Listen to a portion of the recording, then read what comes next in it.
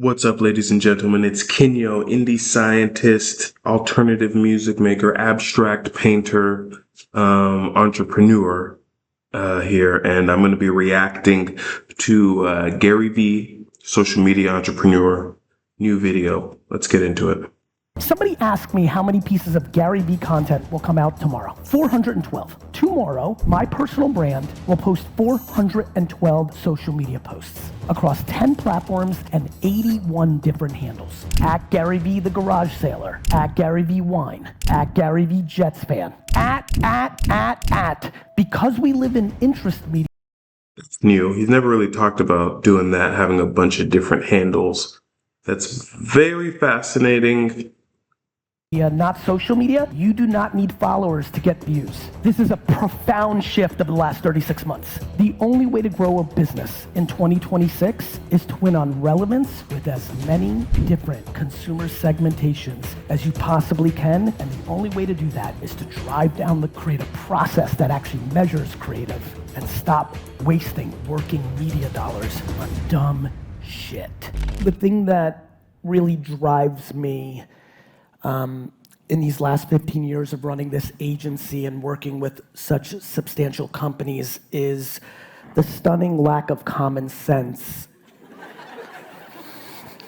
that, and I mean this, the stunning lack of common sense that comes into the boardroom that I thought about 15 years ago I remember my first couple meetings when I started the company, I called my mom. Before he gets into whatever he's about to say, I want to say also, I think what I view why you need to post a lot is because social media is testing. You know, you're testing, you're figuring things out, you're doing experiments. Every single post, is an experiment, and you're getting data. But it's social, right? So with like painting, you can become a great painter in secret and then put it out there. But you can't, just like with a comedian, they have to go up on stage, because you're not going to get good at being at social media practicing in your room, in my opinion. At social media, not necessarily whatever your video's about. I'm like, Mom, I'm a genius. And then I realized about 6 months in, I wasn't a genius, that employees of large corporations had to abide by scoring systems that oftentimes were not correlated to the truth of what was happening in the market. I stand here today, warm welcome, the good vibes you're all giving me, on the back of having the great luxury of the last, really, even though I'm 50, I've kind of been in business for 40 years of my life because I was a kid that did sports card shows in the malls of New Jersey and worked in a retail liquor store when I was 14, 15 years old. I've never had any North Star that looked like a brand lift study or an MMM or a Cannes Lion or report. He always says these business terms that are from like corporate business, and usually I don't even know what they are because I don't know what an MMM is. A multi-massive. Anyway. Or worst of all, the subjective opinion of my boss. But it's just because he works in those spaces. This is going to be a good session. I've always had the luxury of the way my life played out, that there was only one judge and jury, which was the consumer. So we've built a very large agency over the last 14 years, and it's because when we're fortunate enough to work with someone like yourselves, I do not think of you as the customer. I think of your customer as the customer, and I'm willing to lose you as a customer than to compromise on some corporate bullcrap to justify us sticking around. I have no interest in whining and dining and playing on politics or relationships or fake proxies or ad age saying that the video was good or a Cannes Lion. I am a businessman who happens to love marketing because marketing is the offense of a business, right? Now, marketing is the offense of a business, yet there are businesses, much like many that are represented here, where you're really a sales organization, not a marketing organization. And that's cool. Fascinating. I love marketing as well. Sales, it's kind of funny. That's kind of me. Like, I really don't like sales, and I do prefer marketing. I love B2B. In fact, it's really cool to be here. Me and my agency have disproportionately been the loudest advocate publicly over the last 7 or 8 years of how remarkable LinkedIn is as a marketing platform. It scares me to my bone how much opportunity there is for many of the business units here that do B2B work on LinkedIn. You own LinkedIn and you don't do it. I'm going to be honest, I underuse LinkedIn, so I'm about to take something from this video right now.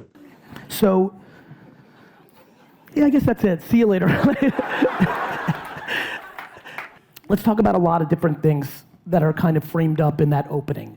One, our industry is riddled from a marketing standpoint with spending an extraordinary amount of money on guessing an idea and then spending even more money distributing it into the world in places where people don't see it, right? Our currency, the way He's basically talking about the whole Mad Men style of making it like, oh, you have creative people and then they come up with a super duper creative idea, spend a lot of money on producing that into a commercial and then running it. But he's trying to let you know, like, those days are over because a lot of places where you run ads, it's not even that those days are over, because it's just like running ads still works. It's just how much it costs, right? If it costs 100 times less, it would still be worth it to do some of those things. But, it's just like there isn't one platform anymore. It's not just TV or just TV and magazines. It's like, everything. Sure, and I have not looked under the hood, but I've been around long enough. The way your media infrastructure in this company is structured, you are buying potential reach, not actualized reach. We must talk about this. So many of the metrics that you are scored on, GRPs, impressions, my opening line, your common sense as human beings, you all know it's not actually being seen. But our reporting is structured that way, and so you're stuck in acting that way. And this is something that keeps me up at night, which is, at what point is our industry, Fortune 500 land, gonna get to a place where, as a corporation, there's a staggering amount of talent that I'm looking at right now that isn't able to actually bring their talents to the table because you're reverse engineering into the reports that are fake versus using your actual human strategy that you know is true. Because I think a certain number of people don't care, right? Because it's like, okay, you want this corporate job, why do you want it? Most of the time, I think it's to make money. Like, if you can find passion in there somewhere along the way, I don't know, but you're making enough money to where you can follow your outside of work passions.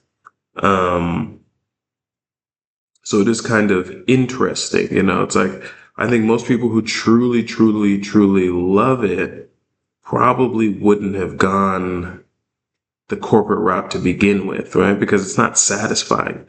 The studying of it in school isn't, the entry level positions aren't necessarily satisfying unless you just had to do it for whatever, or you found yourself there.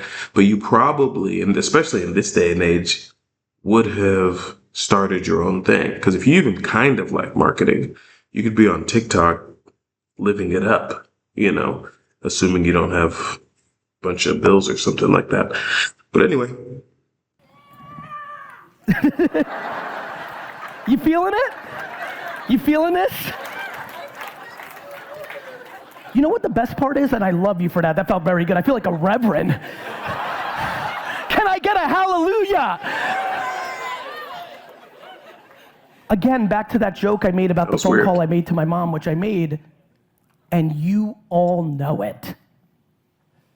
So where, what, how? Like, we must get out of this rhythm. And here, I'm gonna go very human with you real quick. Here's my biggest concern. Because the company's the company, and this is a remarkable company. I'm 50 and grew up in a tech kind of way. You can imagine how I feel about this company. It's very legendary to me, and I really am very proud of the company. I think the last decade has been really fruitful, and leadership has done a really good job. It's been very impressive on so many fronts. But I'm actually more worried about the human beings that are sitting in this room. We are going through one of the most substantial revolutions in technology history. You all know that, right? you're at the forefront with 7 or 8 other super scalers of creating this technology, but you are the humans within it that might be affected by the thing you're making, right? What I'm concerned about is not even the intensity of what AI means. I'm just worried about that the gig is starting to be up in marketing, meaning I spend so much of my time with the biggest private equity firms in the world and board members of companies that look like this, and their temperament towards CMOs and marketers is not in a good place. I probably spend more than 5 hours a week between 2 and 7 meetings a week at this point in my career where board members, CEOs. Most of the time these days, they're just not doing a good job, right? Not to hate on anybody, if it's your job to manage marketing, it's just that it's changing so fast right now. Another 10 years, I'm sure it'll be fine, when they understand who should be a CMO, because there's a lot of businesses, even because I do marketing for certain businesses and clients, or try to get new clients, different things like that. And I realize a lot of people are comfortable not spending money on marketing right now. And I understand, because most money, if you haven't been marketing, most money you're going to spend on marketing is going to be lost, right? Because you're going to spend it on the wrong thing. Because there's really only a couple correct routes. There's organic, and then there's playing it super duper basic. Like certain businesses could do like Google Ads for certain things, depending. But yeah, I mean, I think marketing is in a big transition because of social media. CFOs, activist investors, private equity firms just rail on their complete shock at how bad marketing is, and they don't understand a word that's coming out of the CMO's mouth.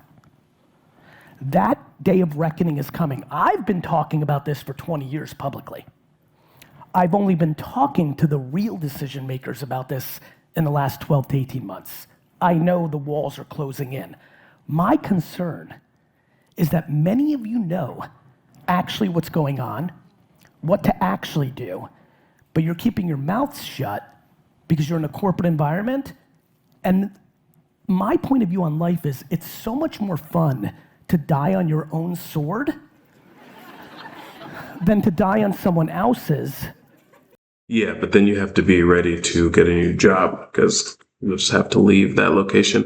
Also, it is pretty obvious, though, when it comes to social media. I mean, you see how the biggest brands are interacting on social media, dropping comments, collaborating with people. I think the issue is that it's very hard for a lot of people to execute that and separate themselves, and their involvement of their ego leads to a few predictable, failed outcomes most of the time, because it's just like, oh, I don't know.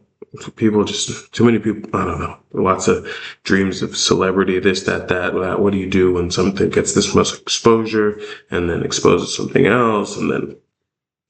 But you can run it pretty straightforward. And I think that'll happen more, might happen more, or maybe not. Maybe authenticity is becoming reestablished as a rule. And I believe we're going into the half decade. How many people in here are marketers? Raise your hands. Like in the raise it high, please, don't be sad. I'm a marketer. Everybody who just raised their hands, I think we're going into the 5-year window where there's gonna be substantial change. And I don't want anyone who just raised their hands to be penalized to being on the wrong side of history, because that's how you show up on your Microsoft Teams or in the office, but not what you actually think. And I came here in a very real way with the hopes that one of you is hearing me and you have the courage. I'm lucky. I own my own company. I mean, they could make it easy on themselves. If they're a big enough company, just hire VaynerMedia. I do not have a board. I have no interest in selling my company. It's not public. So when I do things and it doesn't work out, I just yell at myself in the mirror. I have empathy for it. I am able to be aggressive in boardrooms and in meetings. But you can respectfully and calmly, without undermining your boss or hurting feelings, communicate why you don't think buying programmatic banner ads is gonna move the business. or why you think buying a Still television doing that. commercial for the kind of money it is asinine when you're trying to reach a B2B audience. And I know you paid a big fee for some sort of thing, for the 30-second thing, but no one on earth gives a crap about it. So I think you need to start doing that, because what's happening in the next 5 years in our industry is going to address that.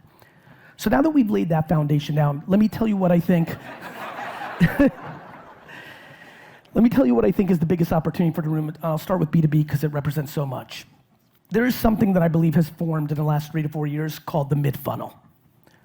The mid-funnel that I and our organization defines is organic social media creative. Organic. Creative that is posted and does not have media support tied to it up front. In this room, it is shocking how important LinkedIn, Twitter X, Substack, and Beehive are. The opportunity is extraordinary. Given the size and scale of a B2B conversion, it only takes one remarkable piece of creative to really change the calculus and make it ROI positive. You guys, I'm gonna stop right there for now. We'll call that a part. And go ahead and make sure you like and subscribe and follow. I'm gonna do this in 3 parts, so make sure you come back around for part 2 and 3. Thank you so much. It's Kenyo out. Like, subscribe, comment, share to your friends. Got to get this page all the way to 1,000 subscribers.